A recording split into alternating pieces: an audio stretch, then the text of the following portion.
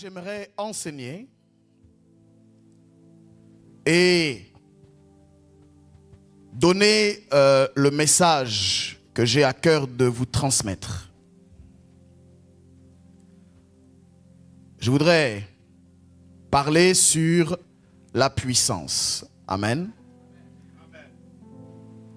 Dis avec moi la puissance.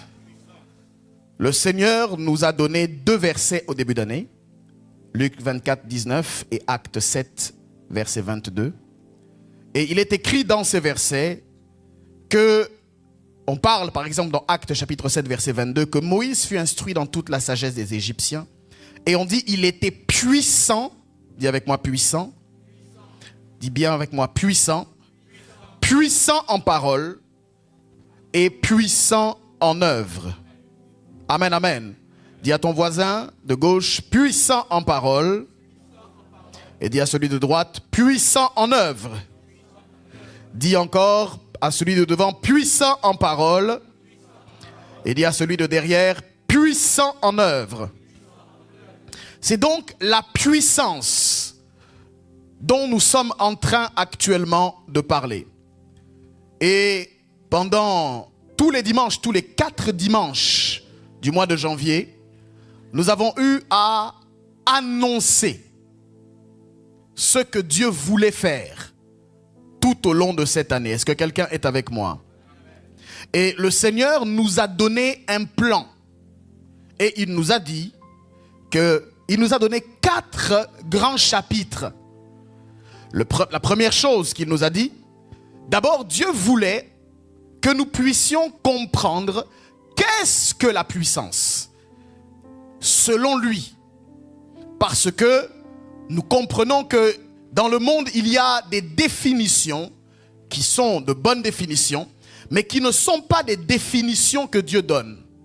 Et une chose n'est réellement ce qu'elle est seulement en fonction de ce que Dieu a dit. Parce que nous faisons la distinction entre ce qu'on appelle les réalités, dis avec moi les réalités, et ce qu'on appelle la vérité. Dis avec moi la vérité. Et on avait expliqué qu'une réalité n'est pas forcément la vérité. Les réalités sont ce que tu rencontres chaque jour. C'est ce que tu vois avec tes yeux physiques. C'est ce que tu ressens peut-être avec tes mains. C'est ce que tu constates dans ta vie quotidienne. Mais la réalité ne correspond pas forcément à la vérité ou à une vérité que Dieu a déclarée. C'est comme ça, par exemple, tout à l'heure on a chanté que Dieu va revoir notre statut. Est-ce que quelqu'un se souvient de ce chant? On dit, il va revoir mon statut, alléluia. Yahweh, tu vas revoir mon statut, alléluia. Est-ce que quelqu'un se souvient? C'est un chant qui dit, Dieu va revoir mon statut. Pourquoi? Parce que quand on parle de réalité et de vérité, le statut fait référence à une réalité, mais pas forcément à la vérité. Je m'explique. La vérité, c'est ce qui est fondamental. La vérité se trouve dans ton identité. Est-ce que quelqu'un me suit?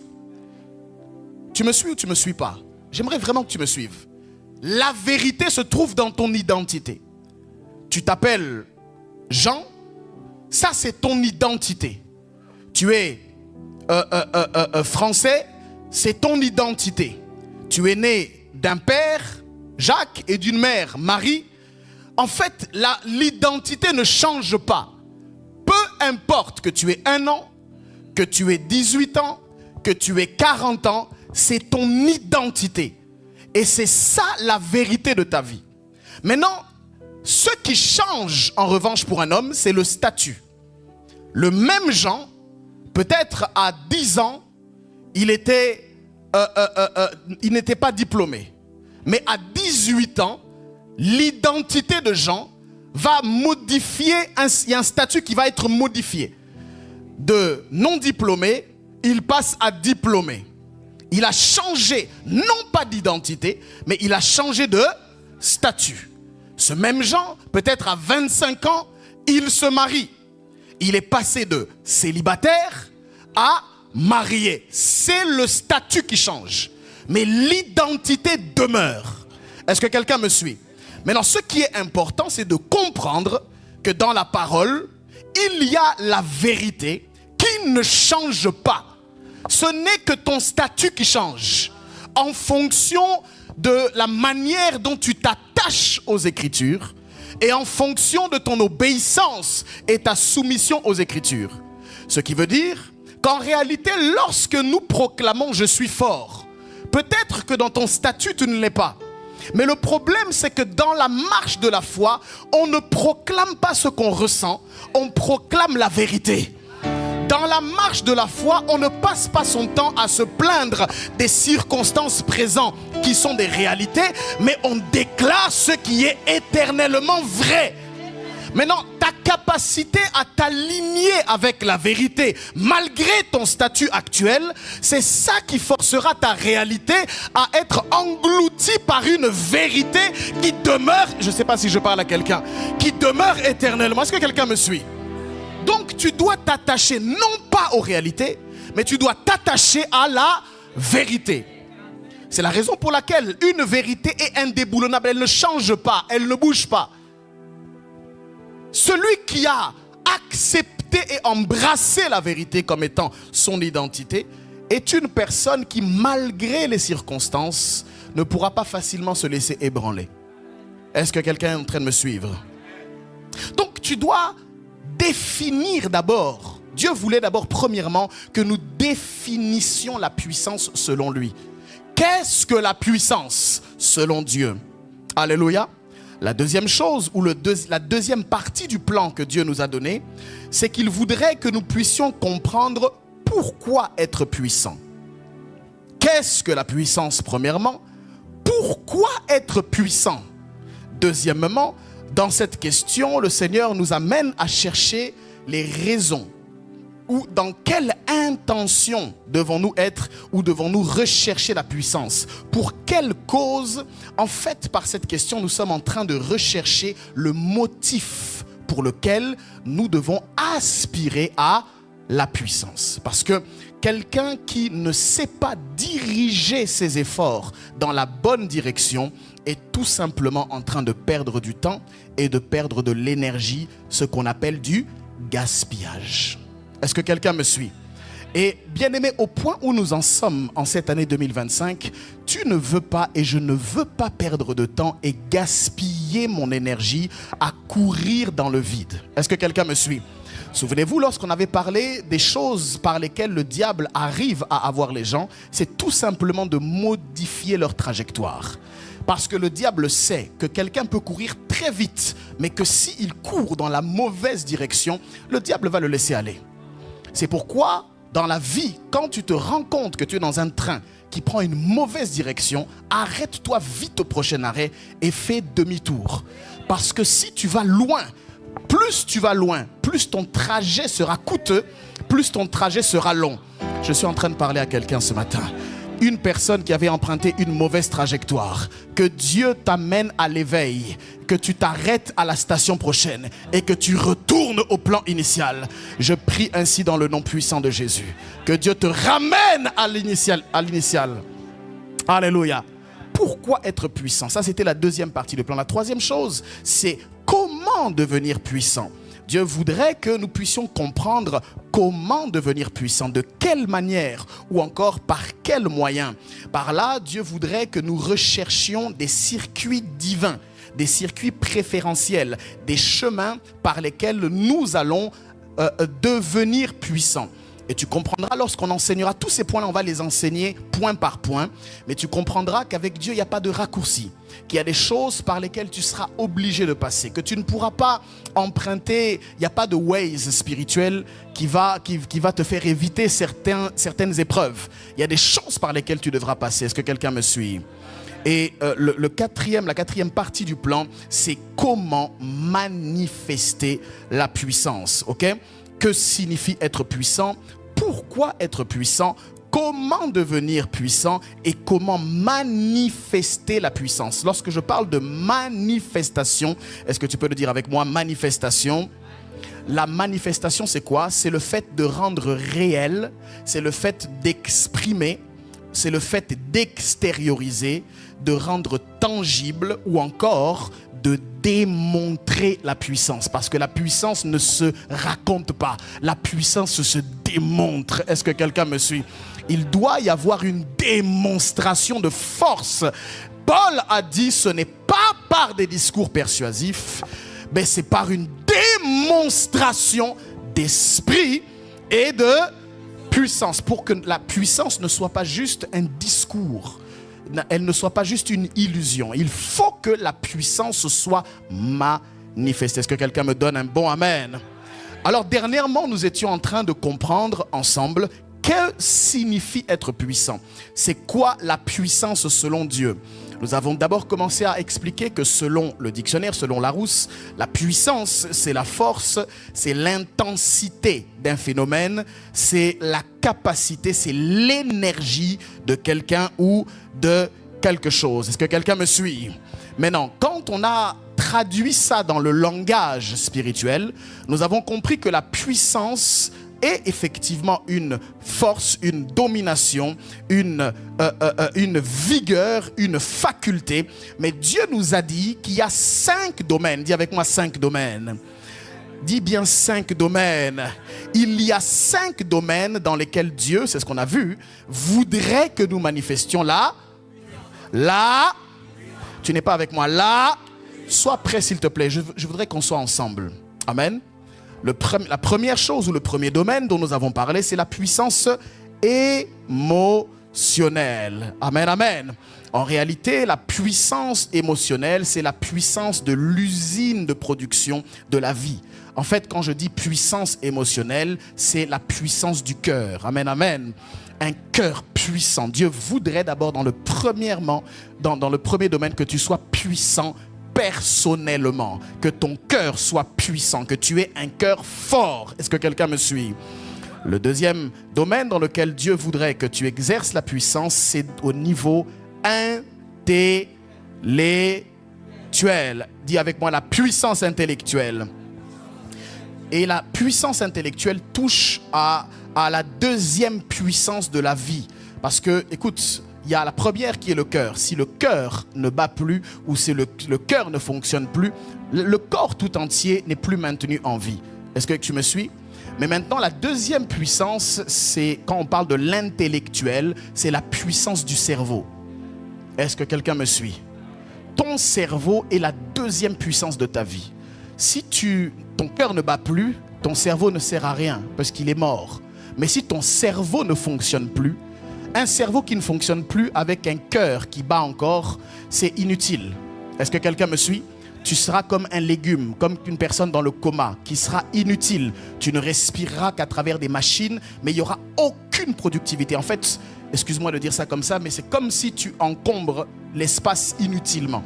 Donc, l'un ne va pas sans l'autre. Un cœur qui fonctionne avec un cerveau abîmé, c'est inutile aussi. Mais un cerveau abîmé avec un cœur qui fonctionne, ça va t'emmener aussi à l'humiliation. Est-ce que quelqu'un me suit? Donc les deux premières puissances, c'est d'abord ton cœur et ensuite ton cerveau. Et ici, j'adopte un langage spirituel. Quand je dis cœur, dis avec moi cœur, je ne parle pas seulement de ce qui bat à l'intérieur de toi. Le cœur, c'est le centre de la vie. C'est l'usine de production, c'est l'atelier de commandement, c'est la tour de contrôle de l'homme. C'est dans le cœur. Est-ce que quelqu'un me suit?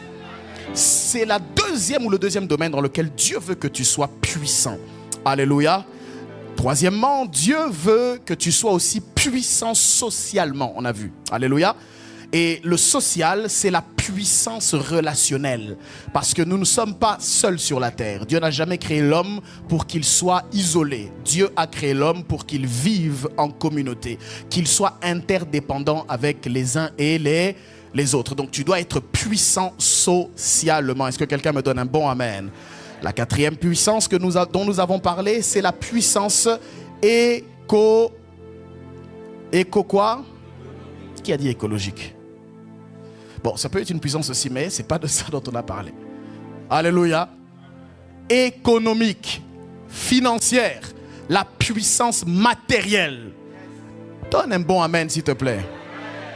La puissance matérielle. Et enfin, la cinquième puissance dont nous avons parlé, je crois, la semaine dernière, c'est la puissance spirituelle. Rituel. Est-ce que quelqu'un m'a donné un amen? Donc, en fait, être puissant, c'est tout simplement revenir au programme initial de Dieu. Selon Genèse, chapitre 1, verset 28, le berger nous en a parlé ce vendredi à l'arène de la prière. Premièrement, Dieu a dit à l'homme, sois fécond. Dis avec moi la fécondité. Dis encore la multiplication. Dis avec moi le remplissage. Dis avec moi assujettir. Dis avec moi dominer. Donc c'est ce que Dieu a dit. Il dit, soyez féconds, multipliez, remplissez la terre, l'assujettissez et dominez. Vous voyez, il y a les cinq domaines en fait qu'on peut traduire avec ce que j'ai dit. Je bénis Dieu parce que je n'ai pas parlé de ça avec le berger et que en fait Dieu ne m'avait pas dit ça aussi, pour être honnête. Amen, amen. Mais en scrutant et en regardant ce qu'il a dit, je me suis dit, oui, effectivement, comment j'ai pas pu penser à ça? Comment Dieu ne m'a pas parlé de ça? Mais il a dit au berger, et j'ai vu la correspondance qu'il y avait entre ces 5 domaines dont nous avons parlé et les 5 instructions ou les 5 ordres que Dieu a donnés à l'homme, à sa création. Est-ce que quelqu'un me donne un bon amen? Est-ce que tu es avec moi d'abord? Est-ce que tu me suis? Est-ce que tu me suis? Les autres, vous ne me suivez pas alors, ça veut dire? Est-ce que j'ai perdu quelqu'un? Ok. Alors, écoute. Donc là, nous étions dans que signifie être puissant. J'avais au départ voulu parler de pourquoi être puissant, mais le Saint-Esprit souffle un vent qui m'amène à continuer de parler de qu'est-ce qu'être puissant en plus ample détail. Est-ce que quelqu'un me suit? Parce que le Saint-Esprit me disait hier, pendant que j'étais en train de méditer sur le sujet, il me disait, n'oublie pas de rappeler au peuple que être puissant, ce n'est pas seulement ce que tu as dit, mais être puissant, c'est détenir 2 choses.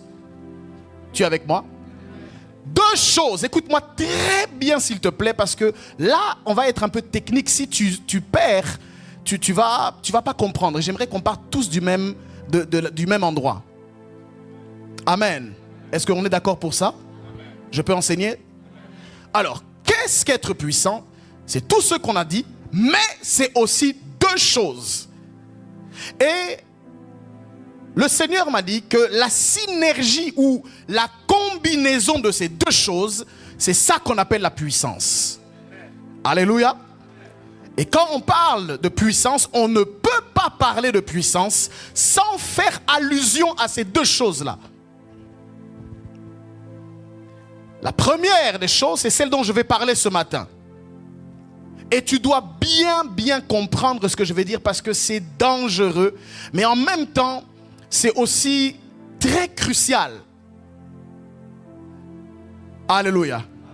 La première notion qu'il faut comprendre dans la notion de puissance, c'est d'abord ce qu'on appelle l'autorité. Alléluia. Dis avec moi l'autorité. Yes. L'autorité. Suis-moi très bien s'il te plaît. L'autorité, c'est la capacité de décider ou de commander. L'autorité, c'est la capacité d'imposer ses volontés à autrui. Quand on parle d'autorité,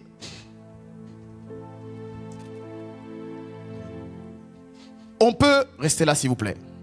Ils vont s'occuper de ça, laissez rester ici. On peut parler de dominer, dis avec moi dominer.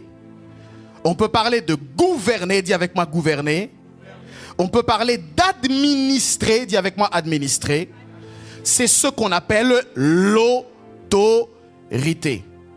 Amen, amen. Et dans la vie courante, il y a plusieurs exemples d'autorité. Suis-moi très bien, parce que je suis en train de rallier ça à la puissance. N'oublie jamais, dans l'arrière de tes pensées, est-ce qu'on peut rester là, please, et laisser... Bon, regardons-les. Allez, allons-y, regardons-les. Allons-y, qu'ils finissent. Allez-y, regardez-les, parce que je vous dis, regardez ici, vous regardez-les. Regardez-les. Finissez, regardez-les. Voilà, ils sont en train de remettre une baffle qui est tombée. Qu'est-ce qu'il y a d'extraordinaire dedans? Comment vous pouvez être distrait comme ça? C'est bon? Que Dieu soit béni. C'est bon? On a vu la baffle, elle est remise. On acclame Dieu pour ça. La baffle est remise. Que Dieu soit béni. On peut maintenant revenir à l'enseignement? C'est bon? C'est bon? Ok. Donc, j'étais en train de dire que l'autorité est une notion, une composante très importante dans la puissance. Et j'étais en train de dire aussi qu'il y a dans la vie courante plusieurs exemples d'autorité. Alléluia.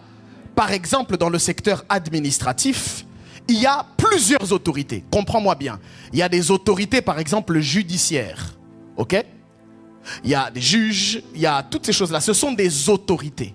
Tu me suis?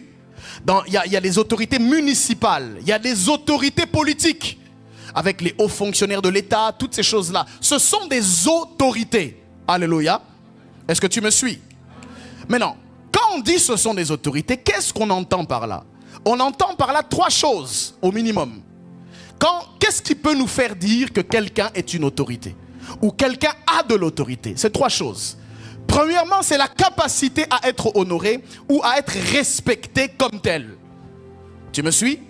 La capacité ou l'aptitude à être honoré ou respecté comme une autorité. Deuxième chose, être une autorité, c'est la capacité à être écouté par les autres. Être respecté, honoré, être écouté. Et troisièmement, c'est la capacité ou l'aptitude à être obéi. Est-ce que tu me suis? Voilà donc les trois domaines au travers desquels on peut déterminer qu'une personne a une autorité ou est une autorité. Être honoré, être écouté et être obéi. Alléluia. Alléluia. Et tu dois comprendre que lorsqu'on parle de puissance, tu ne peux pas parler de ça sans faire allusion à l'autorité. Une personne qui manifeste la puissance est une personne qui obligatoirement a une autorité ou est une autorité. Tu me suis? Maintenant, comprends-moi bien. Écoute-moi très bien, s'il te plaît. On va lire un texte qui nous fait une démonstration de ce qu'on appelle l'autorité. Ce texte se situe dans Matthieu chapitre 8. On avait déjà lu il y a quelque temps. Matthieu chapitre 8, versets 5 à 13. Matthieu chapitre 8, verset 5 au verset 13. Est-ce que tu es là? Tu es là? Tu es là? Je peux y aller? Est-ce qu'on peut y aller? Je lis la parole de Dieu. Il est écrit ceci.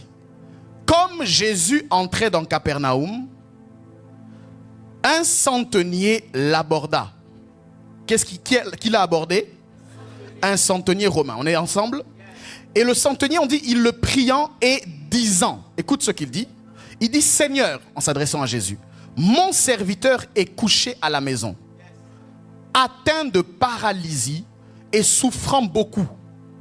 Jésus lui dit, j'irai et je le guérirai. Le centenier répondit, écoutez sa réponse, Seigneur, je ne suis pas digne que tu entres sous mon toit, mais dis seulement un mot et mon serviteur sera guéri. Car moi qui suis soumis à des supérieurs, j'ai des soldats sous mes ordres. Et je dis à l'un, va, et il va. À l'autre, viens, et il vient. Et à mon serviteur, fais cela, et il le fait. Après l'avoir entendu, Jésus fut dans l'étonnement. Dis avec moi, l'étonnement. Il n'y a pas beaucoup d'endroits dans la Bible où on dit que Jésus était étonné. Mais il est écrit ceci, et il dit à ceux qui le suivaient, les gars, je vous le dis en vérité, même en Israël, je n'ai pas trouvé une aussi grande foi. Or, je vous déclare que plusieurs viendront de l'Orient et de l'Occident et seront à table avec Abraham, Isaac et Jacob dans le royaume des cieux. Mais les fils du royaume, écoutez bien, seront jetés dans les ténèbres du dehors, où il y aura des pleurs et des grincements de dents. Puis Jésus dit au centenier, va, qu'il te soit fait selon ta foi. Et à l'heure même, le serviteur fut guéri. Est-ce qu'on peut acclamer la parole de Dieu?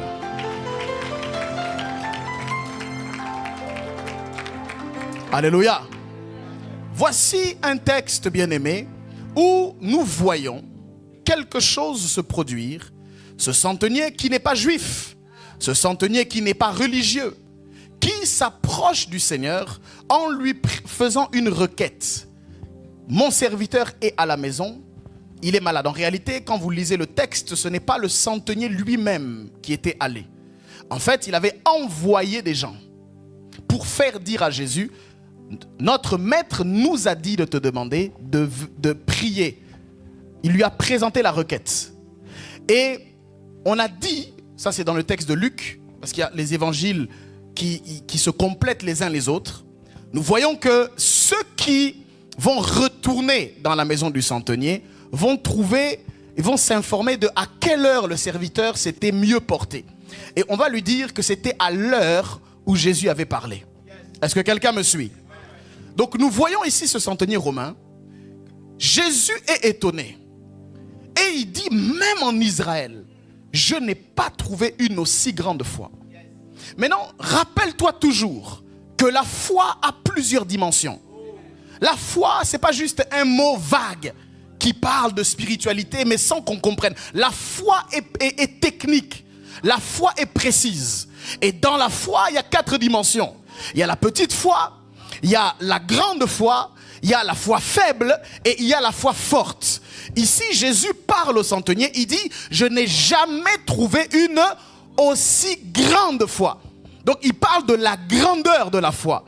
Et souviens-toi que lorsqu'on avait parlé de la grandeur de la foi est proportionnelle au niveau de connaissance que quelqu'un a du monde spirituel.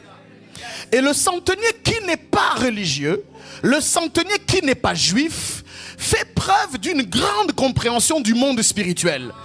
Il fait preuve d'une grande compréhension du domaine de l'autorité.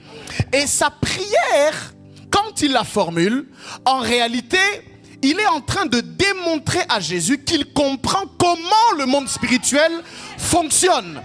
Il comprend et il explique à Jésus que, écoute, en fait, si je dois changer la prière du centenier, je paraphrase, il vient voir Jésus et il lui dit, Seigneur, si on t'appelle Seigneur, c'est que tu dois avoir un domaine où tu règnes.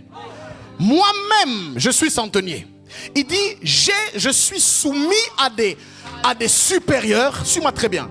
Je suis soumis à des supérieurs, mais en même temps, j'ai aussi des soldats sous mes ordres.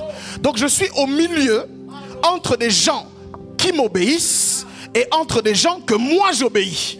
Je suis au milieu. Et il est en train de dire à Jésus, toi qui es le Seigneur de tout l'univers, je ne suis pas digne que tu rentres sous mon toit. Tu n'as pas besoin en fait de te déplacer. Parce que si tu es réellement le Seigneur que tu prétends être, il suffit juste d'un ordre. Parce que moi, centenier, quand j'appelle un serviteur, ce n'est pas moi qui vais vers lui. C'est lui qui vient vers moi. Je passe un coup de téléphone, je lui dis, va à Lidl, achète-moi de l'eau et reviens. Donc si toi, Jésus, tu es le Seigneur de l'univers, tu n'as pas besoin de venir chez moi. Pas seulement un coup de fil spirituel, fais un appel spirituel, parle à la situation et la situation sera réglée. Est-ce que quelqu'un me suit? Donc le centenier fait preuve d'une grande compréhension. Il comprend 3 choses en fait. La première chose que le centenier comprend, c'est qu'il reconnaît d'abord sa position par rapport à Jésus. Quand il dit « je ne suis pas digne que tu entres sous mon toit », c'est parce qu'il comprend que, attends, il y a dimension et dimension.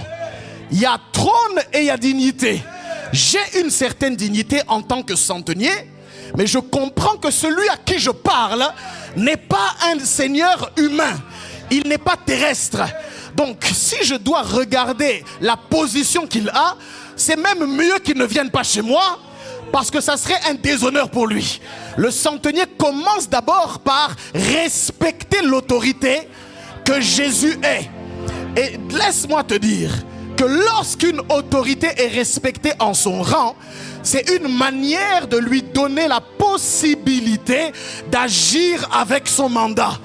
C'est pourquoi la parole de Dieu dit, lorsque vous recevez un prophète, en qualité de prophète, vous recevrez une récompense de prophète. Est-ce que quelqu'un me suit? Tout est proportionnel à la manière dont tu vois la personne. Tout dépend de comment tu regardes la personne à qui tu parles. Si tu me vois juste comme un homme habillé en costume, tu auras la récompense d'un homme habillé en costume.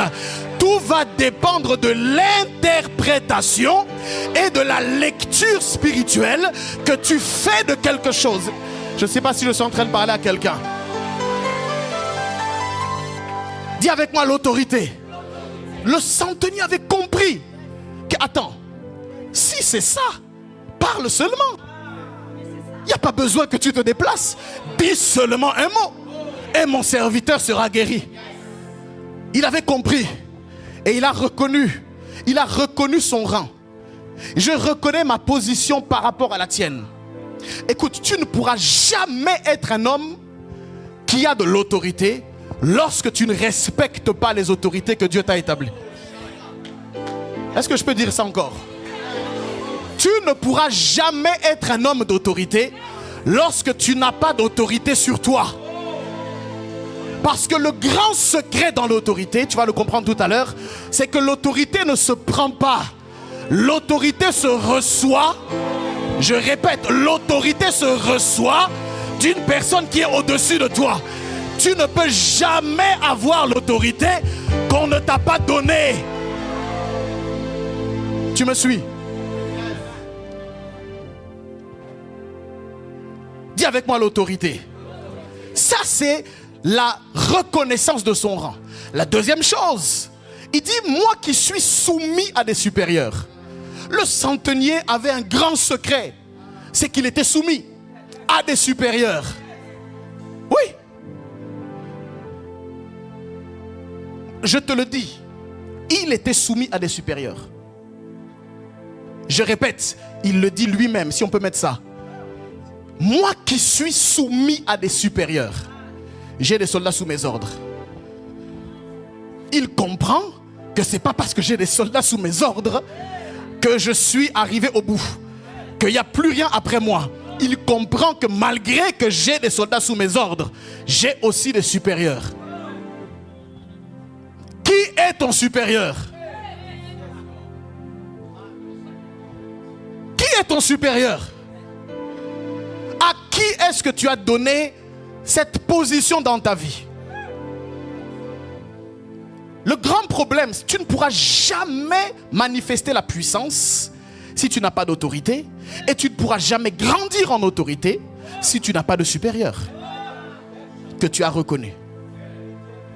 Qui est ton autorité?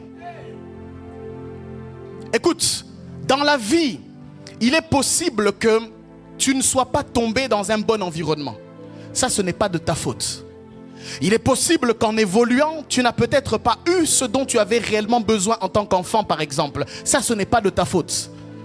Mais quand tu grandis et quand tu rentres dans la spiritualité, tu dois comprendre que si tu veux être couvert et ne pas marcher sans abri et sans un parapluie, tu dois chercher quelqu'un qui va te couvrir. Parce que dans ce monde-là, il y a des balles perdues partout. Alors je t'informe que tu dois trouver une autorité. Pour ne pas dire des autorités si besoin. Alléluia. Et rappelle-toi, je t'avais dit que dans la vie, il faut que tu aies des autorités. Et il faut que tu aies 3 types de personnes. Ça, c'est ce que mon père m'a enseigné. Premièrement, aie toujours quelqu'un au-dessus de toi qui peut te dire la vérité que tu n'aimes pas entendre. Est-ce que tu es là avec moi, s'il te plaît? Qui est cette personne qui peut te dire la vérité brutalement? Dis-moi. Qui est cette personne-là qui peut t'asseoir sans que tu discutes? Qui peut te parler, te dire la vérité brutalement? Malgré ton titre, malgré ton salaire, malgré ta position dans une entreprise, tu es PDG, tu es ministre, tu es président de la République, d'accord, mais au-dessus de toi, il y a qui? Parce que c'est dangereux dans la vie de penser que parce que je suis un petit pasteur dans une petite église, que c'est fini et que plus personne ne peut rien me dire. C'est dangereux dans la vie de penser que parce qu'on est marié, qu'on a des enfants, qu'on a acheté une voiture, qu'on a une maison, que personne au-dessus de toi ne peut plus rien te dire. Tu es en grand danger si tu es comme ça.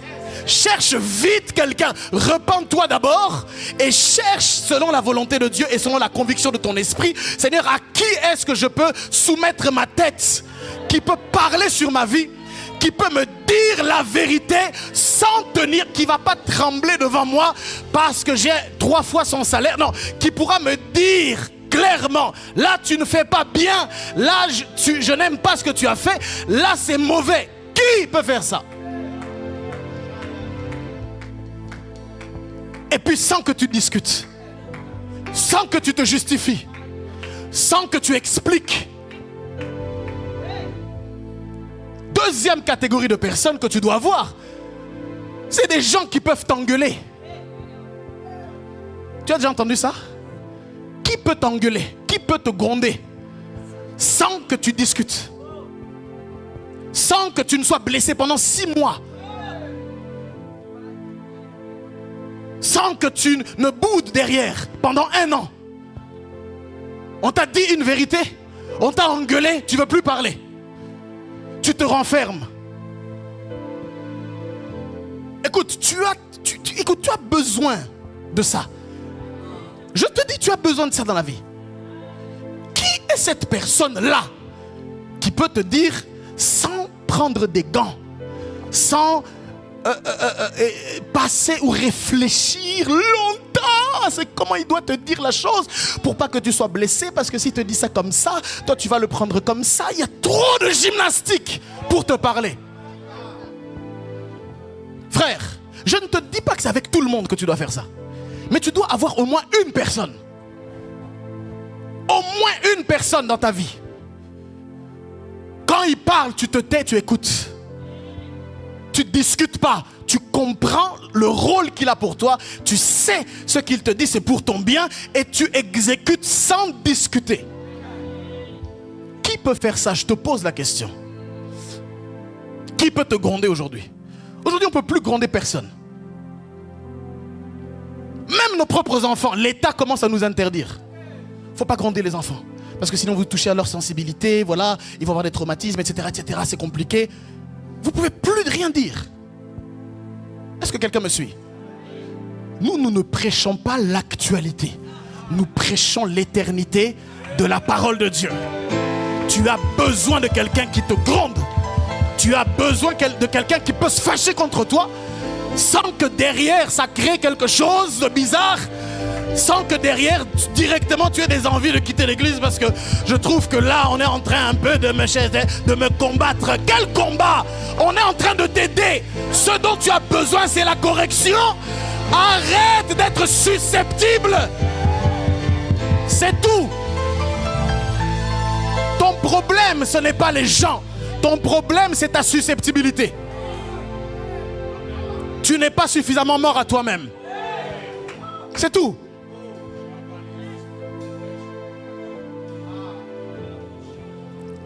À qui est-ce que tu as donné ce droit?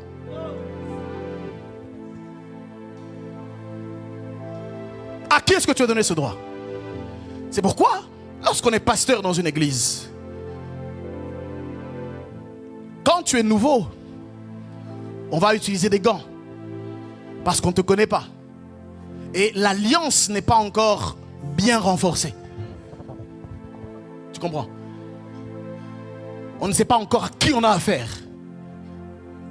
Donc, on va utiliser la sagesse. Mais quand tu es ancien, il y a une fille ici à qui j'ai dit, toi je t'ai jamais grondé. C'est à qui que j'ai dit ça? C'est à toi? Bientôt je vais te gronder.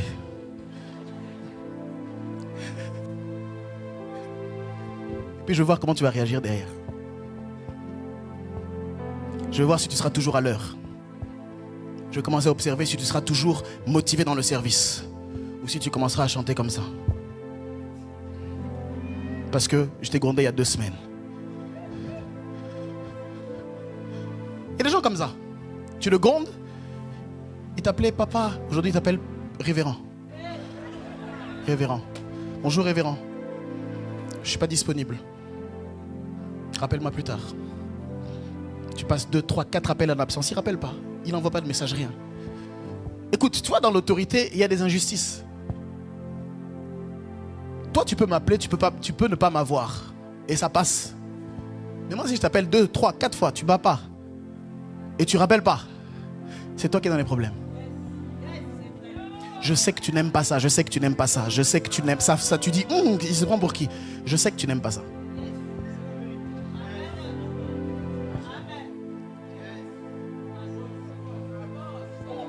Non, je sais que tu n'aimes pas. Je sais. C'est ton petit esprit européen, là, tu vois. Liberté, égalité et fraternité. C'est ton esprit, là, qui parle.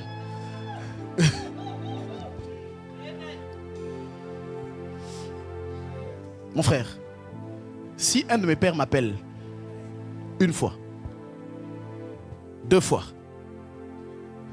je ne réponds pas, je ne rappelle pas, je ne réécris pas.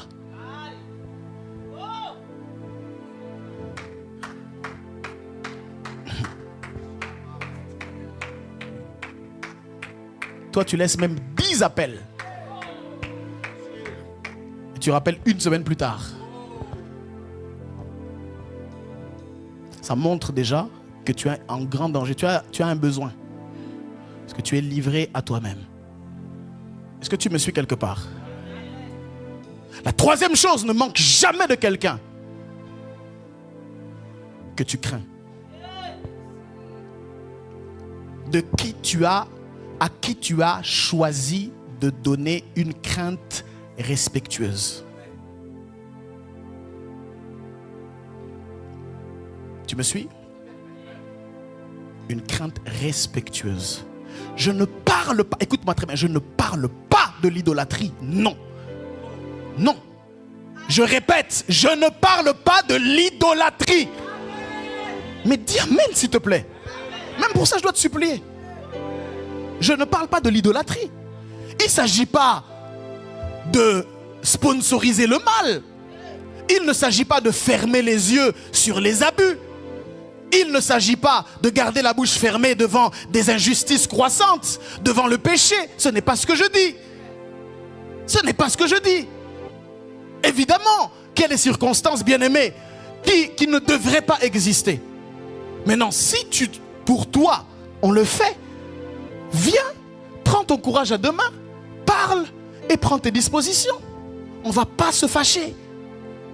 Mais si tel n'est pas le cas, arrête tes histoires.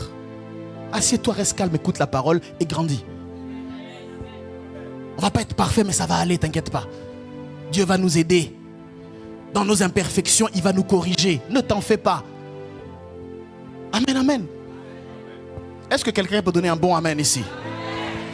Donc tu vois, le centenier, pour revenir à lui, avait compris la notion des gloires, des trônes. Il avait compris la soumission à des supérieurs. Il sait qu'il faut être soumis à des supérieurs pour qu'un jour on lui ait donné l'autorité de régner sur des soldats. Tu vois? Amen, amen. Amen, amen. Et il a eu aussi, 3e chose, une grande compréhension de l'autorité et du pouvoir de Jésus. Quand je parle de se faire respecter, le respect, la considération qu'on a envers quelqu'un nous pousse à traiter cette personne de façon particulière. Lorsqu'on parle d'honneur, honorer, c'est célébrer quelqu'un pour sa différence. Dans les synonymes, on parle d'estime, on parle de révérence. Dans les contraires, quelqu'un qui n'honore pas est une personne qui méprise. On parle d'insolence, on parle de désinvolture et à un niveau plus élevé, on parle de profanation. Et encore plus élevé encore, on parle de sacrilège. Alléluia. Lorsque je parle d'être écouté en tant qu'autorité, c'est être pris au sérieux dans les opinions et dans les positions que nous donnons. Avoir une parole qui pèse lourd dans la balance des conseils que nous donnons. L'autorité, bien-aimé, est quelque chose de crucial lorsqu'on parle de puissance. Et l'autorité dans la parole, c'est énergie que Dieu dépose dans ce que tu dis pour être écouté. Dans la Bible, nous voyons dans 2 Samuel chapitre 16 au verset 23, un homme qui s'appelait Achitophel. Et écoutez ce que la parole de Dieu dit de lui. Est-ce qu'on est ensemble d'abord? Est-ce que je t'ai perdu? Est-ce que tu es avec moi? Tu es avec moi? Are you with me? Oui, tu es là? Danielson, tu es là? On dirait que tu luttes. Tu es là? Ok. Regarde ce que la parole de Dieu dit. On dit, regarde, les conseils, dis avec moi les conseils. C'est juste des conseils. Hein? Les conseils donnés en ce temps-là par Achitophel avaient autant d'autorité que si l'on eût consulté Dieu lui-même. Il en était ainsi de tous les conseils d'Achitophel, soit pour David, soit pour Absalom. Quelle autorité! Moi, quand je lis ça, je me dis, mais qu'est-ce qu'il devait dire ce gars-là? La Bible dit que lui, quand il donne des conseils, ses conseils ont autant d'autorité que c'est comme si tu avais consulté Dieu. Révérend, tu vois ça? Tu parles à l'oreille d'un roi et le roi considère que ce qu'il m'a dit là, c'est que c'est Dieu qui m'a dit. Que cette dimension-là soit sur ta vie pour ceux qui la cherchent au nom de Jésus. Que même tes opinions, on te dit, toi, qu'est-ce que tu en penses? Que tes opinions deviennent des ordres au nom de Jésus. Je dis que tes opinions deviennent des ordres au nom de Jésus. C'est la raison pour laquelle Jésus a pu dire dans Luc chapitre 10, au verset 16, celui qui vous écoute, m'écoute. Et celui qui vous rejette, me rejette. Et celui qui me rejette, rejette celui qui m'a envoyé. Tu vois, ce n'est pas le pasteur Doré qui le dit. C'est le Seigneur lui-même. C'est le Seigneur qui parle. Lis bien. Alléluia.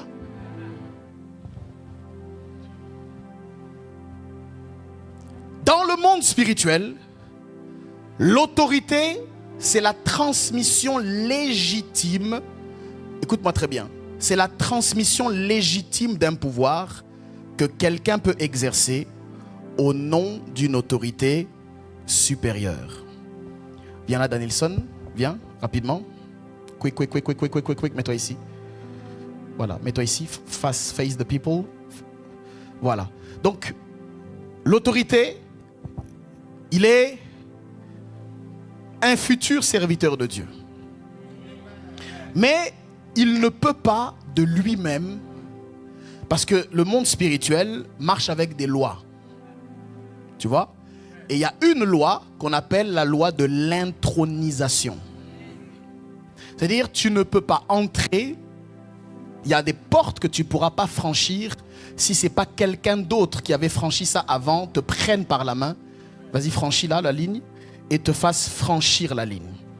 Tu ne peux pas franchir de toi-même, tu vois? Parce que si tu franchis de toi-même certaines portes, tu violes la loi. Et quand tu violes la loi, tu es hors la loi.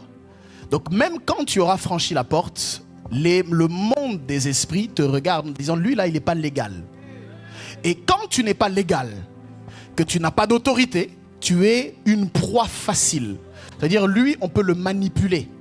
Il peut penser être dans le Seigneur, et en réalité, il s'est déjà tourné vers des choses bizarres, parce que le monde spirituel a des frontières très fines. Tu comprends? Donc, dans les lois spirituelles, il faut être intronisé. Maintenant, si lui, il veut percer dans le monde spirituel, il faut que quelqu'un d'autre, je prends mon exemple, qui a déjà eu une certaine histoire, un parcours avec Dieu, qui a lui-même été intronisé dans certaines choses, je puisse le prendre et dire, ok, bon, toi viens, je t'intronise et je te fais entrer dans ce monde-là. Parce que si tu rentres seul, tu rentres sans être couvert. Alors pour que tu sois couvert, viens avec moi, je t'introduis et j'avance avec lui. Donc en fait, l'autorité qu'il va avoir, c'est l'autorité que j'avais, Mais n'oublie pas, l'autorité que j'avais, c'est une autorité qui m'a été donnée de quelqu'un à qui on avait déjà donné l'autorité. Donc on ne fait que transmettre le bâton. Quand j'ai reçu et que je suis sur le point de transmettre, je transmets et il reçoit une autorité de quelqu'un qui lui était supérieur. Est-ce que tu me suis? Est-ce que tu es avec moi? Ok, tu peux rentrer à ta place, on acclame le Seigneur. On acclame le Seigneur. Donc, quand il reçoit l'autorité, tout ce qu'il va dire, en fait, sa parole n'est pas seulement sa parole. Dans sa parole, je suis présent. Tu me suis? Tout ce qu'il fait m'engage aussi. Parce que en lui, il y a moi. Tu me suis? C'est comme ça que ça fonctionne. L'autorité se délègue. Elle se transmet, elle se donne. Donc ces actions ne seront plus ces actions seulement. Ce seront ces actions, mais avec ma portion dedans. Alléluia. Alléluia. Dis avec moi l'autorité. Alors, il y a également, par exemple, pour bien comprendre, je vais terminer par là bientôt, parce que je vais continuer à enseigner, mais je ne vais pas trop te donner d'informations. Je veux que tu reçoives et que tu emmagasines, que tu retiennes bien. Est-ce que d'abord tu me comprends un peu? Ça va? Tu me comprends, Danison, tu me comprends? Donc, j'ai parlé tout à l'heure de l'autorité. Il y a un exemple pour moi qui est le plus parlant, c'est l'autorité parentale. Tu vois? L'autorité parentale, c'est quoi? L'autorité parentale, c'est l'ensemble des droits et des devoirs que la loi, dis avec moi la loi, donne aux parents pour qu'ils exercent sur leurs enfants l'autorité. Dans cette autorité, il y a, j'ai dit, des droits, il y a aussi des devoirs. Les droits et devoirs d'éduquer, de nourrir, de protéger, de corriger. Avant, on avait le droit de donner la fessée, maintenant on n'a plus le droit. Mais avant, il y avait le droit de donner la fessée aussi. Tu me suis? Ça, c'est dans l'autorité parentale. Maintenant, écoute-moi, l'autorité parentale, pourquoi je dis ça explique bien? Parce que cette autorité-là, c'est le parent qui l'a sur ses enfants, pas sur les enfants des autres. Tu me suis? C'est-à-dire que à partir du moment où c'est mon enfant, j'ai droit de corriger, j'ai le droit de reprendre, j'ai le droit d'éduquer. Si quelqu'un d'autre de l'extérieur vient donner une autre ou cherche à inculquer une autre éducation à mon enfant, j'ai le droit légal de dire je ne veux pas de ça parce que c'est mon enfant. Tu me suis? Donc si jamais il y a un problème, même la loi va se ranger de mon côté pour dire que là, c'est son parent, c'est lui qui a l'autorité parentale. Donc tu comprends par là que l'autorité dans chaque domaine est délimitée dans un cadre. Il y a des choses que tu peux faire chez toi que tu ne peux pas faire avec les autres. Tu ne peux pas parler n'importe comment à n'importe qui parce que ton cadre d'autorité est limité. Peut-être qu'en tant que père de famille, tu peux rentrer chez toi, commencer à crier sur tout le monde si tu n'es pas content. Mais fais ça dans l'entreprise dans laquelle tu es avec un patron qui ne t'aime pas en plus. Essaye. Essaye de venir, d'ouvrir la porte et de crier sur tout le monde. Tu vas voir ton manager, va te regarder, il va dire essaye encore ça une deuxième fois. On verra si la rupture conventionnelle aura ses droits. Tu me suis? Donc tu comprends que dans la vie, quand tu ne comprends pas qu'il y a des règles partout, tu es foutu. Et tu vas penser que tu as le droit de parler n'importe comment à n'importe qui. C'est un danger. Alléluia. Et quand tu ne sais pas faire ça, la loi va te le rappeler. Soit par des sanctions, soit, hélas pour certains, par la prison. Pour que tu comprennes. Que cela ne soit pas ton cas au nom de Jésus-Christ. Que cela ne soit pas ton cas au nom de Jésus-Christ. Donc l'autorité parentale, c'est ça. L'autorité, c'est faire quelque chose au nom d'une autorité supérieure. Quand un policier t'arrête, il le fait à cause de l'autorité qu'on lui a donnée. Tu me suis ou tu ne me suis pas? C'est-à-dire, il est confiant dans son costume et dans son uniforme que s'il met la main comme ça sur la route et qu'il fait comme ça, à 90% du temps, tu vas te ranger. Il y a toujours des fous qui roulent. Mais ces fous-là sont toujours arrêtés et sont sévèrement punis. Tu me suis?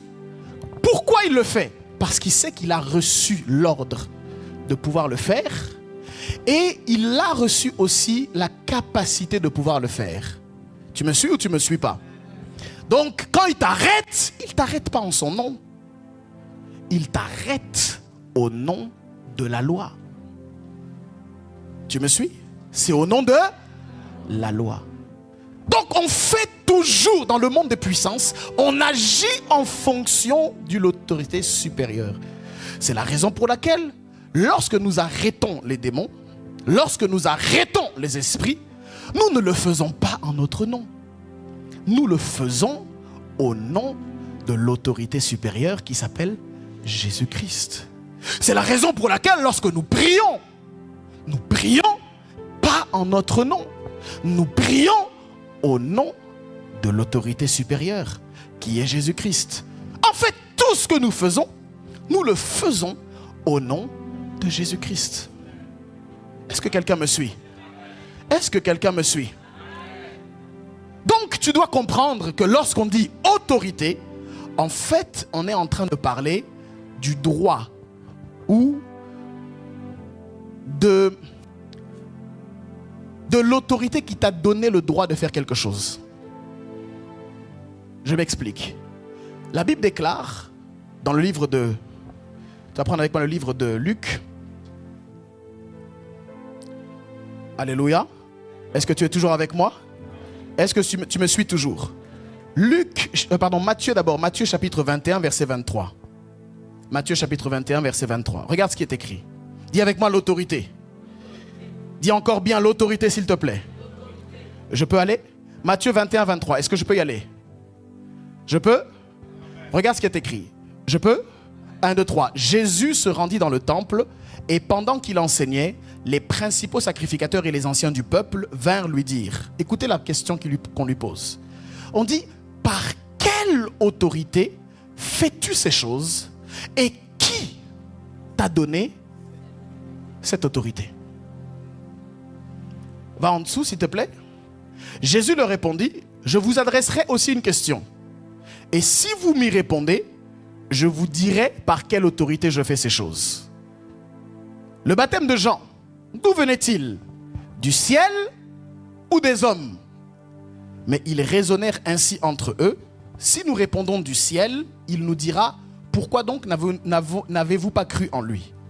Et si nous répondons des hommes, nous avons à craindre la foule, car tous tiennent Jean pour un prophète. Alors ils répondirent à Jésus, nous ne savons. Et il leur dit à son tour, eh bien moi non plus, je ne vous dirai pas par quelle autorité je fais ces choses. Est-ce qu'on peut acclamer la parole de Dieu? Jésus, il avait quand même beaucoup d'humour.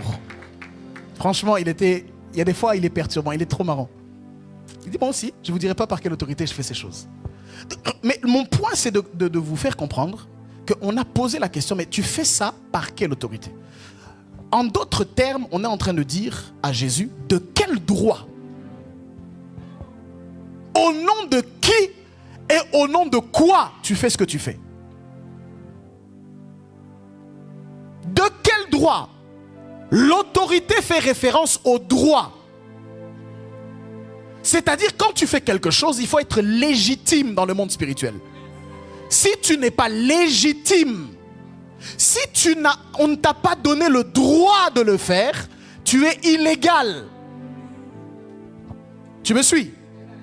Tu es illégal.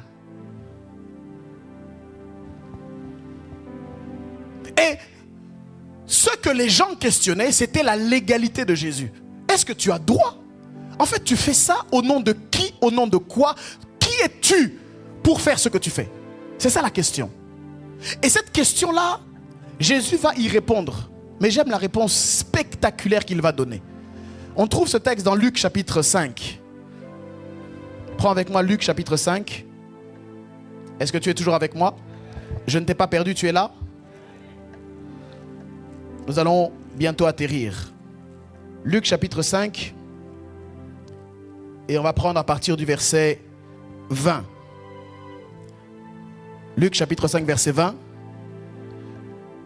Je peux y aller? Jésus dit, voyant leur foi, Jésus dit, homme, tes péchés te sont pardonnés. Il parle au paralytique. Okay? On venait de faire descendre un paralytique.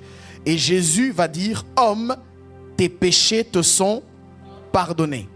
Maintenant regarde, les scribes et les pharisiens, les religieux, se mirent à raisonner et à dire, qui est celui-ci? Mais il est qui? Et il se prend pour qui? Pour proférer des blasphèmes. Et ils disent, qui peut pardonner les péchés si ce n'est Dieu seul? Est-ce que tu es avec moi? C'est la question qu'il pose. Qui peut pardonner les péchés si ce n'est Dieu seul? Jésus, verset 22, connaissant leurs pensées, prit la parole et leur dit, quelle pensée avez-vous dans vos cœurs? Lequel est le plus aisé? C'est de dire, tes péchés te sont pardonnés, ou de dire, lève-toi et marche. Je vous pose la question. Je vous remets dans le contexte. Un paralytique est entré par le toit de la maison par 4 de ses amis. Il y a une grande foule et Jésus est là dans la maison. Le paralytique descend et Jésus le voit. Et il lui dit, homme, tes péchés te sont pardonnés. Maintenant les religieux, ils sont derrière, ils disent, mais attends, il se prend pour qui lui? Comment ça il dit tes péchés sont pardonnés? Non, il n'y a que Dieu qui peut pardonner les péchés. Lui c'est un homme. Comment il peut pardonner les péchés? Et Jésus, la Bible dit, va connaître leurs pensées. Et il va leur dire, il va leur proposer, j'aime beaucoup, une question. Il dit, ok, qu'est-ce qui est plus facile de faire? C'est de dire à cet homme, tes péchés sont pardonnés? Ou c'est de dire à cet homme, lève-toi, prends ton lit et marche? Je vous pose la question, c'est quoi le plus facile?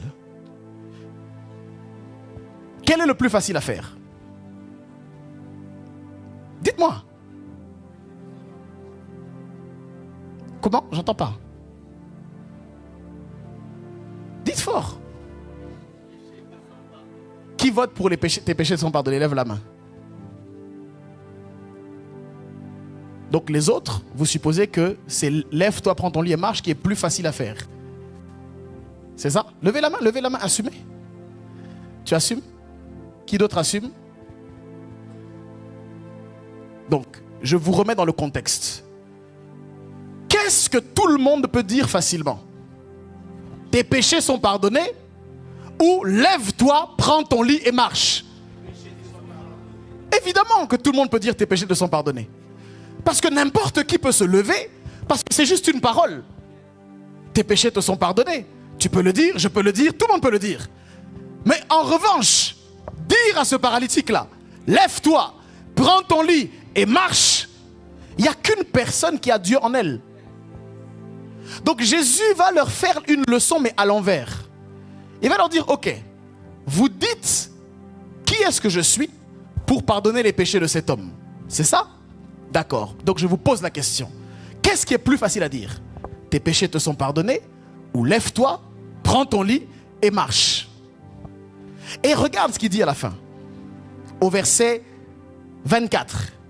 Il dit, or, afin que vous sachiez que le Fils de l'homme a sur la terre le pouvoir de pardonner les péchés, regardez ce que je vais faire. Je te leur donne, dit-il au paralytique, lève-toi, prends ton lit et va dans ta maison. Ça, tout le monde ne peut pas le faire. Il y a seulement une personne qui a l'autorité de pouvoir faire ça.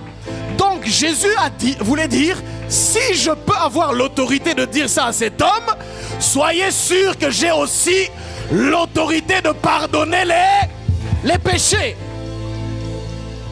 Est-ce que tu es avec moi? Parce que tout le monde peut parler, mais tout le monde ne peut pas agir. Donc Jésus a agi pour qu'il se taise.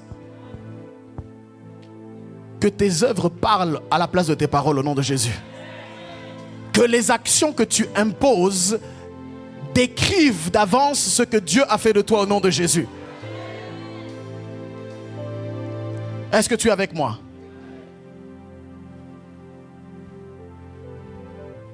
Je finis avec ceci. Grandir dans l'autorité.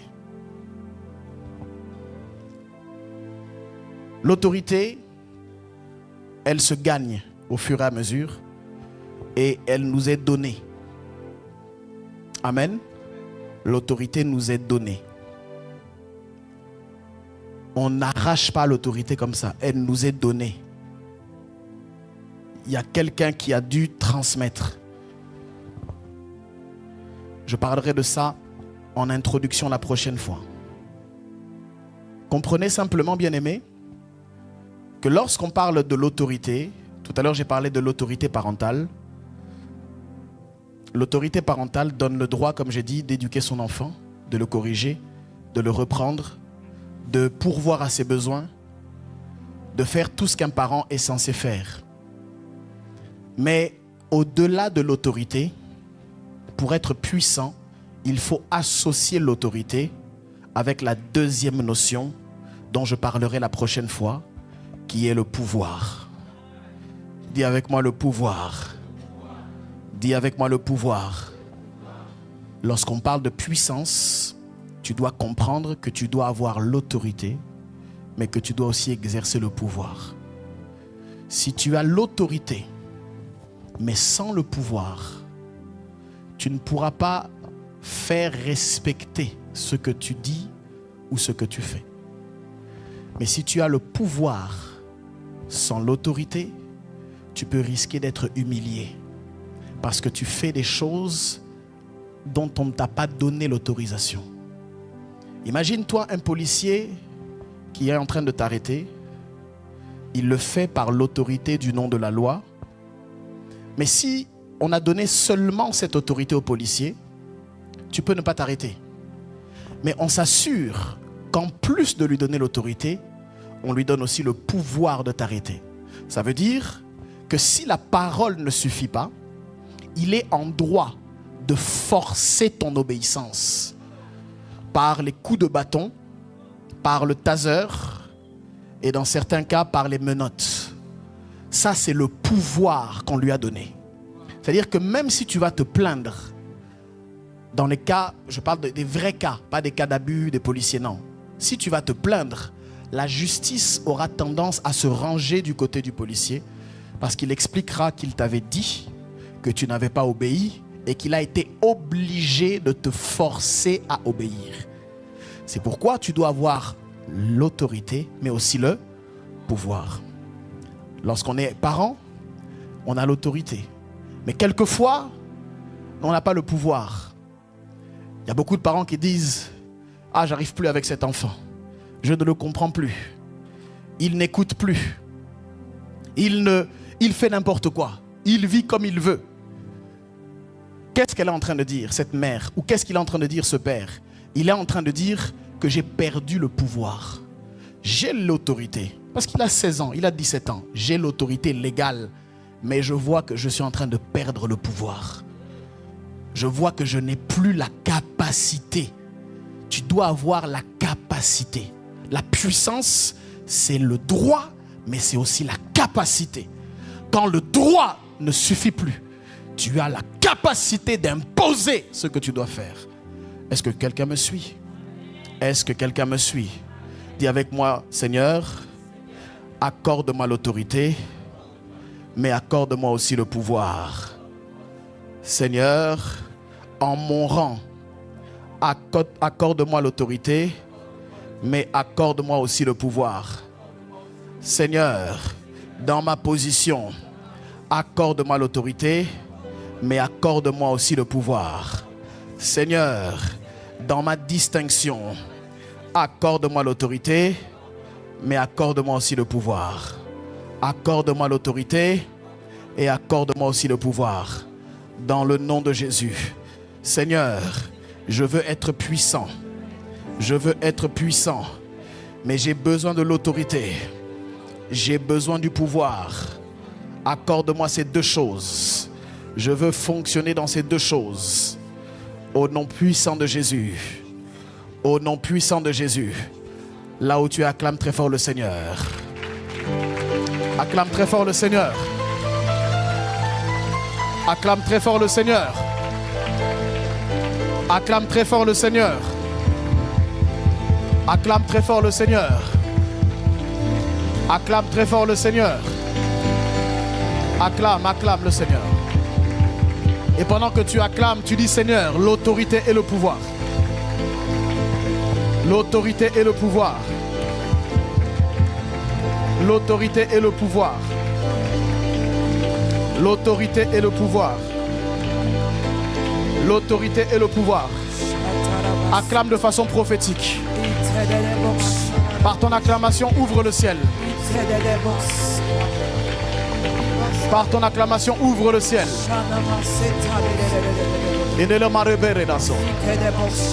La braba baraba baraba. Lo brama baba de berodos. Lo brama pala baraba da barobaros. Acclame bien, acclame bien, acclame bien, acclame bien. Le braba da barobaros. Diplo break la braba da barobaros. Lo braba da baba da bakerebos. Le braba da bakarebos. Lo branda la braba da ba.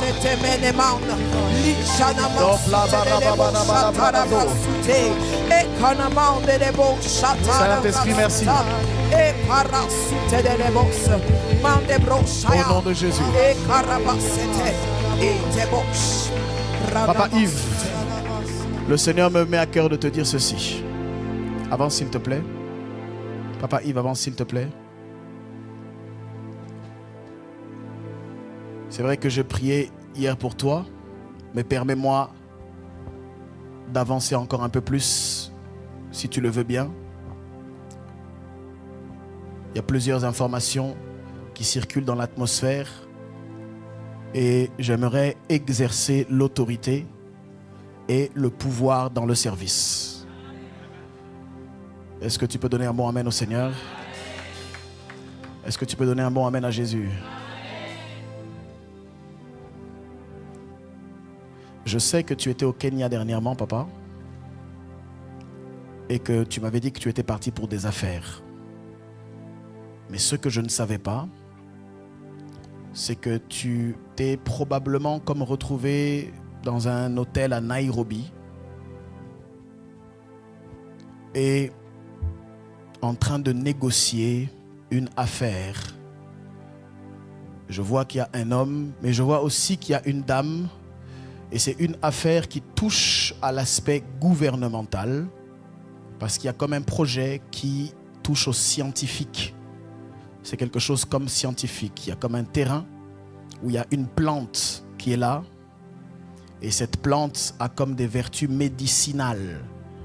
Et c'est un produit qui doit être commercialisé. C'est comme un produit et Dieu va permettre que tu aies les contrats.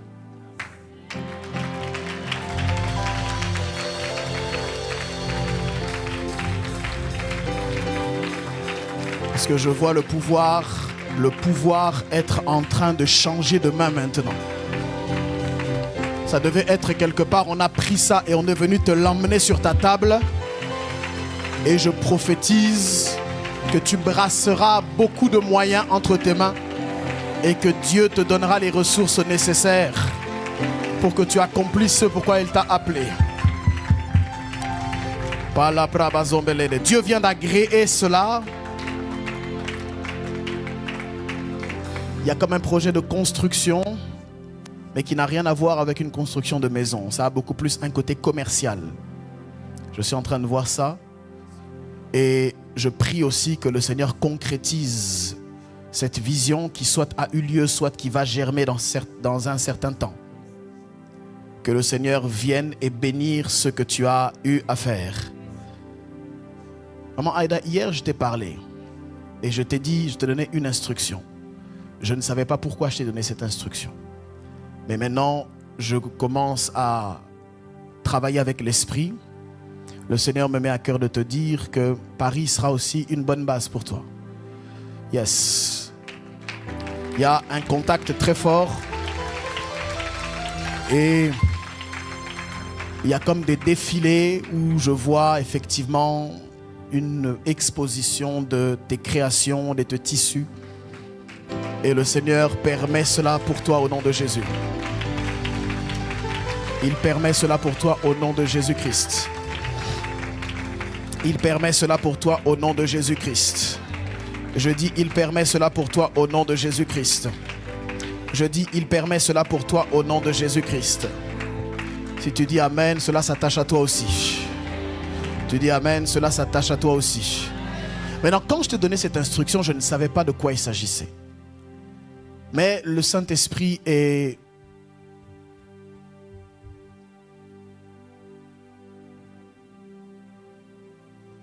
Il faut le suivre. Et maintenant, l'instruction que je t'ai donnée, en réalité, ça touche cette famille qui est là, devant. Comment je sais que ça touche cette famille? Parce que l'instruction que je t'ai donnée est rattachée à ces personnes. Et c'est aussi rattaché à Maman Gisèle qui est là-bas. La parole que j'ai pour toi, c'est que Dieu va permettre une liberté au niveau des déplacements. Et la chose que Dieu me met à cœur de faire, c'est que tu ailles vers Maman Gisèle, que tu tapes dans sa main. Et en tapant dans ses deux mains, tu vas libérer cela. Tu vas libérer cela. Voilà, au nom de Jésus. Reçois ça, maman, au nom de Jésus. In Jesus' name. Elle devient illimitée. Elle devient illimitée. Maintenant, qu'est-ce que Dieu a voulu me dire au travers d'eux? Toi, tu étais là dans l'instruction. Et l'instruction, c'est celle-ci. L'instruction, c'est que la même grâce ministérielle qui tombe sur maman Aïda, c'est cette même grâce-là qui affecte cette famille, en commençant par la mère, mais en allant vers cette fille-là. Lève-toi, s'il te plaît. Maintenant, comment Dieu a communiqué? Il a communiqué au travers de la correspondance. Qu'est-ce que tu avais dans les mains? Montre ça. Ce que tu avais dans les mains. Non, ce que tu avais dans les mains. Parce que Dieu dit que c'est le ministère. Et c'est ça le détail. Maman Aïda, tu comprends? Le même ministère de la parole qui va t'être confié, c'est le même ministère que cette jeune fille aura. Mais ça commence à partir de leur maman. Et quand je dis ça commence à partir de leur maman, c'est parce qu'il y a une délégation d'autorité qui va se faire sur cette fille. Parce que lorsque je suis venu au culte, c'est cette mère qui avait ça. Mais elle l'avait au niveau de son ventre. Et Dieu était en train de me dire qu'il y a une grossesse spirituelle. Ève, viens. Viens, Ève. Viens, viens. Axel est où? Viens, rapidement, rapidement, rapidement. Quick, quick, quick, quick, quick, quick, quick, quick. Maintenant, je vous fais donc cet exercice. Ok, retournez-vous. Je vous fais cet exercice. Tout le monde ne pourra pas comprendre. Il y a seulement eux qui peuvent comprendre ce que je suis en train de dire. Axel et Ève, tu vois. Donc, hier, j'ai donné l'instruction à maman. J'ai dit, je ne savais pas pourquoi. On est d'accord. Maintenant, quand je suis rentré ici, cette femme-là portait une grossesse. Cette femme-là qui est en noir. Mais c'était une grossesse spirituelle. Et hier, j'étais en train de parler de la maternité. Mais qui n'était pas une maternité naturelle. Tu te souviens de ça? C'était une maternité spirituelle. Quelque chose que tu portais comme un projet. Maintenant, cette femme-là, redonne-lui ce que tu as dans la main. Lève-toi, maman. Lève-toi. Mets ça sur ton ventre, comme tout à l'heure. Et caresse ça. Quand je suis rentré dans la salle, la première chose que j'ai vue, c'était qu'elle était en train de caresser ça. J'ai dit, Saint-Esprit, qu'est-ce que tu veux me dire par là? Est-ce que tu comprends? Grossesse spirituelle. Maintenant, tu vois, c'est la gymnastique. Il faut comprendre et détecter qu'est-ce que Dieu veut dire. Quand on a commencé à prier et que j'ai appelé ce jeune homme, j'étais en train de parler de la délégation du pouvoir. C'est dans ce même temps que le Saint-Esprit a jeté mes yeux sur cette mère qui a donné ça à sa fille. Quand elle a donné ça à sa fille, j'ai compris qu'il y avait transmission du pouvoir. Redonne ça à ta fille. Et quand j'ai vu cette transmission, directement, Dieu m'a ramené à maman Gisèle. pour me dire que la même grâce que tu as de bouger, de voyager, c'est la même grâce qu'elle cherche aussi. Et c'est la même grâce que Dieu lui donne au travers de toi. Est-ce que tu me suis? Et je déclare dans la vie de quelqu'un, la même grâce, Saint-Esprit, la même grâce, je dis la même grâce, la même grâce, la même grâce, la même grâce. Si tu es prophétique, moi si j'étais toi, j'allais être prophétique. Si j'étais toi, j'allais être prophétique. Si j'étais toi, j'allais commencer à acclamer. Parce que ici, là, il y a des choses qui se passent. Il y a des choses mystérieuses qui sont en train de se passer. Mystérieuses qui sont en train de se passer.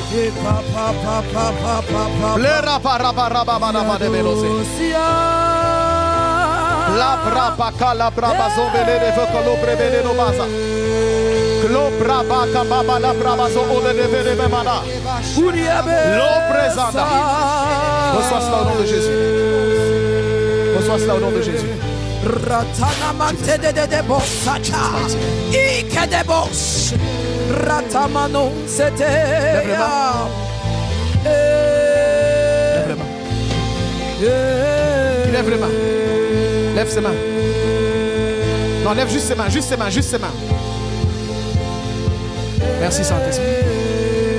Merci Saint-Esprit. Merci Saint-Esprit.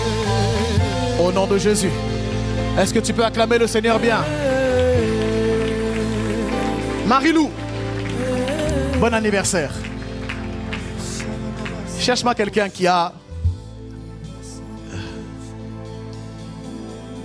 Y. Y comme Yannick, tout ça. Tu connais quelqu'un qui est là-dedans? Dans ce domaine, les Y là? Oui? Viens s'il te plaît. Acclame le Seigneur. Attends, avance doucement. Avance doucement. Vas-y, avance doucement. Doucement, s'il te plaît. Vas-y, avance. Doucement. Merci. Voilà. Ok. Mets-toi ici, s'il te plaît. Ici. Non, c'est bon. Top. Recule un peu. Merci. Bon anniversaire. Parce que c'était son anniversaire. Et il y a un Y qui vole dans les airs. Sur toi. Tu connais quelqu'un qui a la lettre Y? De qui il s'agit? Ok. Est-ce que je peux prendre un risque prophétique, s'il vous plaît? Vous permettez pendant quelques instants? Non? On n'est pas obligé, hein? Ça c'est juste pour bénir une vie. Ok. Tu connais quelqu'un qui... C'est qui? C'est mon nom. Il s'appelle comment? Yannick. Il s'appelle Yannick. Ok.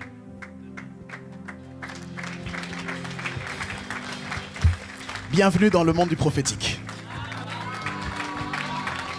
En fait, je t'intronise. Avance d'un pas, avance d'un pas, avance d'un pas. Voilà. Avance d'un pas, avance les... Voilà. Je t'intronise. C'est la première fois que ça t'arrive, hein? Hein?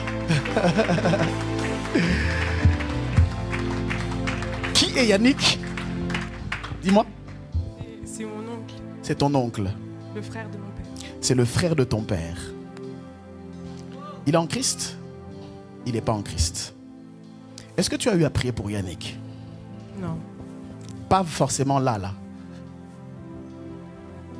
pas que non. Il y a une deuxième information que j'ai. C'est une personne dont l'année de naissance finit par 9. Tu sais, c'est comme 2009, tout ça là, 9. Tu connais quelqu'un rapidement dans ton entourage?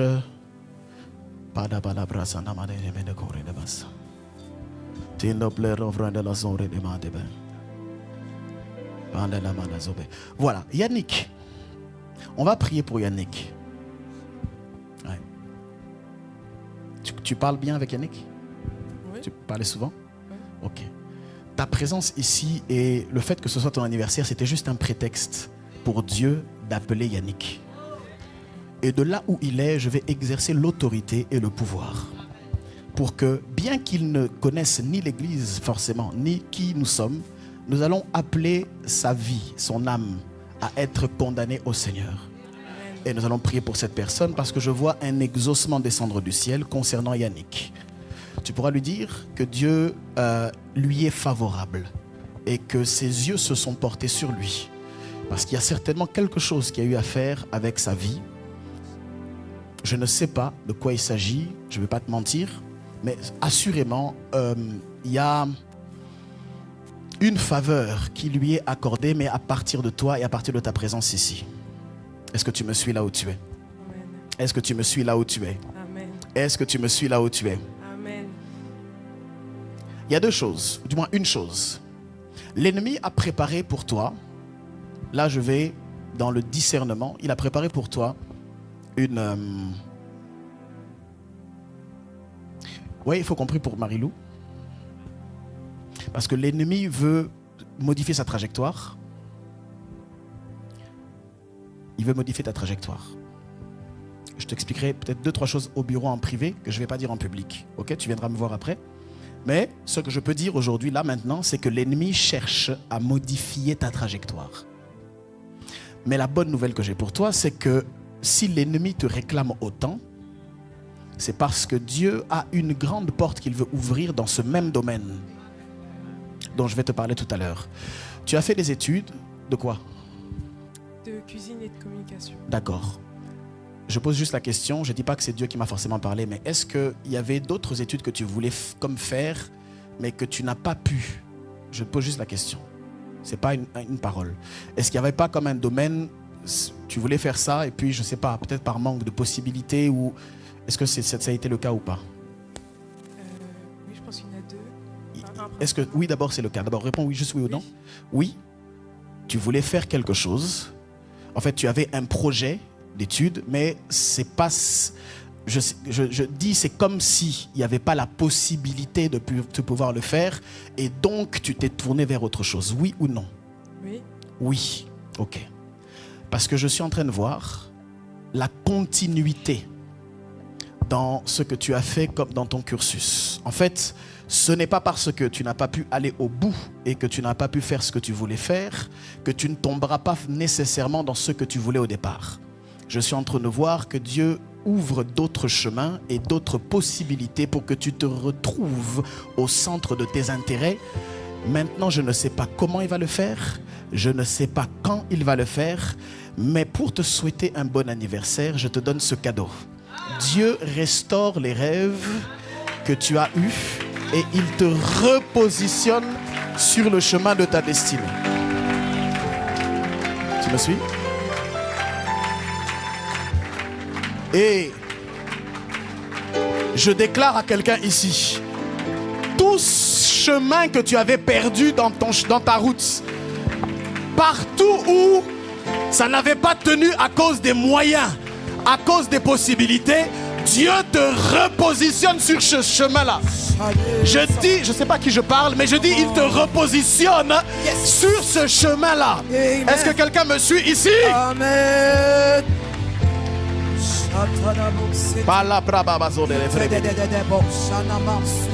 En même temps, voilà, merci Seigneur. Il y avait un verset qui me venait, mais non, c'est pas ça. C'est pas grave, c'est pas ce verset-là. Merci Saint-Esprit. Et Dieu est en train aussi de déblayer l'aspect du mariage, Marie-Lou.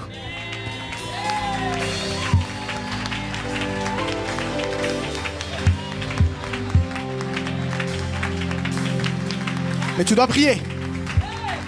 Parce que cet aspect est trop important.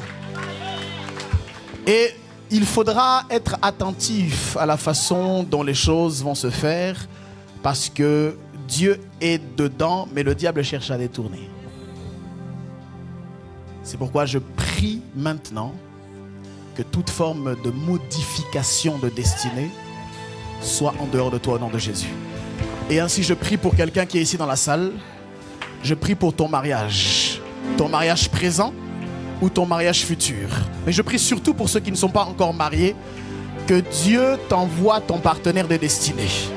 Que tu sois en mesure de le reconnaître, que tu vives selon sa grâce Que tu vives selon sa grâce au nom de Jésus. Et la dernière chose, c'est que Dieu veut t'encourager dans ton service, Marie-Lou. Parce que c'est au travers du service que tu offres, c'est au travers de ta dévotion personnelle que le Seigneur va te bénir. Ne t'écarte jamais du service que Dieu te donne. Et le même cœur que tu avais quand tu as commencé avec Dieu, garde-le de sorte à ce qu'il ne soit jamais pollué, parce que c'est ce que l'ennemi va chercher à faire. Lève tes mains, je vais te bénir, je prie pour toi. Jesus name.